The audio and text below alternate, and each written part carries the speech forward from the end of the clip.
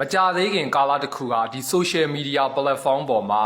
ခေတ်စားခဲ့တဲ့စကားလေးတစ်ခုရှိတယ်။အဲ့ဒါဘာလဲဆိုရင်ဂျပန်မှာတစ်လမြန်မာမှာတစ်နှစ်ဆိုတဲ့စကားလေးဖြစ်ပါတယ်။အဲ့လိုမျိုးဂျပန်ရောက်တဲ့လူတယောက်ကနေပြီးတော့အဲ့လိုမျိုးတင်လိုက်တဲ့အခါမှာမြန်မာနိုင်ငံမှာရှိတဲ့သူတွေနဲ့ဒီဂျပန်နိုင်ငံမှာရှိတဲ့သူတွေနဲ့ပေါ့နော်။ညင်းပွားပြီးတော့ပရိပခါတွေဖြစ်ခဲ့ကြတယ်။အခုအဲ့ဒီကိစ္စလေးကိုကျွန်တော်နည်းနည်းပြောချင်တယ်ပေါ့နော်။ဂျပန်မှာတစ်လမြန်မာမှာတစ်နှစ်ဆိုတဲ့စကားဟာဆိုလို့ရှိရင်မှားတယ်ဆိုပြီးတော့မပြောလိုပါဘူးအနည်းနဲ့များတော့မှန်ကန်နေတယ်ပေါ့နော်ပထမဦးစွာပြောချင်တာကတော့တကယ်ပဲနိုင်ငံရခြားမှာစ조사ရုန်းကန်ပြီးတော့အောင်မြင်နေကြတဲ့သူတွေကိုတော့ကျွန်တော်တကယ်ပဲလေးစားပါတယ်ခင်ဗျာဒါပေမဲ့ဒီလိုစကားမျိုးနဲ့ကိုယ်နိုင်ငံမှာရှိတဲ့လူတွေကို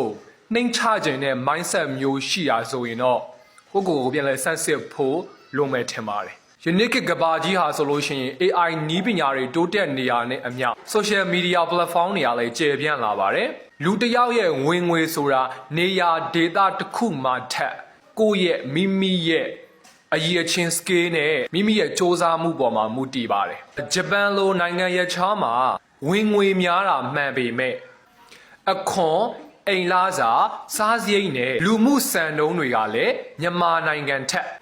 စောက်တီရမရအောင်မြင်မာနေပါတယ်ဝင်ငွေကနန်းပမာဏတစ်ခုတည်းကိုကြည့်ပြီးတော့ကျွမ်းနေတာဟာအပေါ်ယံလေးပဲရှိပါသေးတယ်မြန်မာနိုင်ငံမှာနေထိုင်ပြီးတော့ဝင်ငွေနည်းတယ်လို့ထင်ရပေမဲ့ကုန်ကျစရိတ်တက်တာကြောင့်ပိုပြီးအေးဆေးဆေးနဲ့လွတ်လပ်တဲ့ဘဝကိုပိုင်ဆိုင်ထားကြတဲ့သူတွေအများကြီးရှိပါတယ်ဒီနေရာမှာနိုင်ငံရေးတွေမပါသေးပေါ့နော်ယခုခေတ်ကအင်တာနက်ခေတ်ဖြစ်ပါတယ်မြန်မာနိုင်ငံတဲကနေထိုင်ပြီးတော့လုပ်ကိုင်နေကြတဲ့freelancer တွေ technical ပညာရှင်တွေ designer တွေနဲ့ digital marketing ပိုင်းလုပ်တဲ့သူတွေအများကြီးရှိပါတယ်။သူတို့တွေဟာမြန်မာနိုင်ငံကနေပြီးတော့နိုင်ငံခြားကအလုပ်တွေကိုလုပ်ပြီးဒေါ်လာယူရိုစတဲ့ပတ်စံတွေကိုရှာနိုင်ကြတဲ့သူတွေအများကြီးရှိပါတယ်။ကို့မှာတကယ် real scale ရှိပြီးတော့ကမ္ဘာဈေးကွက်နဲ့ရှင်နိုင်ရင်မြန်မာပြည်မှာလည်းသူတို့ပြောတဲ့နိုင်ငံခြားကတလဝင်ငွေထက်မက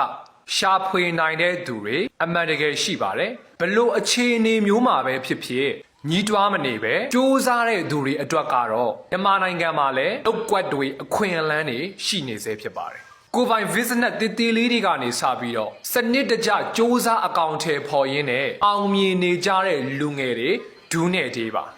နေရာပြောင်းယုံနဲ့ဘဝဟာချက်ချင်းပြောင်းလဲသွားတာမဟုတ်ပါဘူးကိုယ့်ရဲ့စကေးနဲ့အတွေးခေါ်မပြောင်းရင်ဘယ်နိုင်ငံမှာပဲရောက်တာမန်အဆင့်သာရှိနေမှာဖြစ်ပြီးတော့ကိုယ့်ရဲ့အရေးချင်းသာထက်မြက်နေရင်ဘလို့မြေစီလွာမဆိုအမြင့်တွယ်ပြီးတော့စိမ့်လန်းဝေစာနိုင်ပါတယ်ခင်ဗျာဥပမာအနေနဲ့ပြောမယ်ဆိုရင်ကျွန်တော်တို့လို online teaching ဘဝနဲ့စူးစမ်းနေတဲ့ဆရာမတွေလောကထဲမှာဆိုရင်လေဂျပန်ရဲ့တလားစာမကရနေတဲ့ဆရာမတွေအများကြီးရှိပါတယ်တလားကို10နဲ့ချီပြီးတော့ရနေတဲ့ online class teacher ဆရာမတွေဆိုလို့ရှိရင်အများကြီးရှိပါတယ်ဒါဟာဘာကြောင့်သိရလဲဆိုလို့ရှိရင်ကျွန်တော်လည်း online teacher ဖြစ်တဲ့အတွက်ကြောင့်မို့လို့အခြား online teacher တွေနဲ့ဆွေးနွေးမေးမြန်းကြည့်လိုက်တဲ့အခါမှာဒီလိုမျိုးလားစာတွေရရှိနေတဲ့အကြောင်းကိုပြောပြ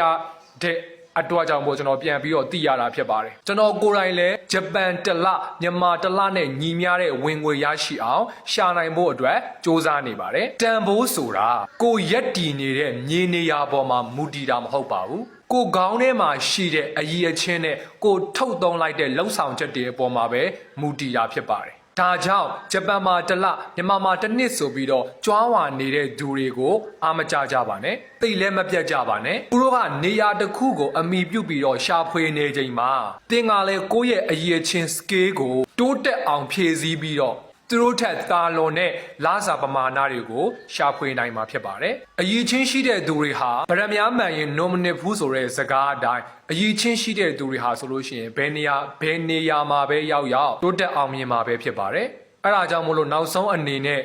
ခွန်အားပေးချင်တာကတော့ဘနာနာလေးရဲ့သချင်းလေးနဲ့ပဲခွန်အားပေးလိုက်ပါမယ်။အရှုံးမပေးနဲ့ကြိုးစား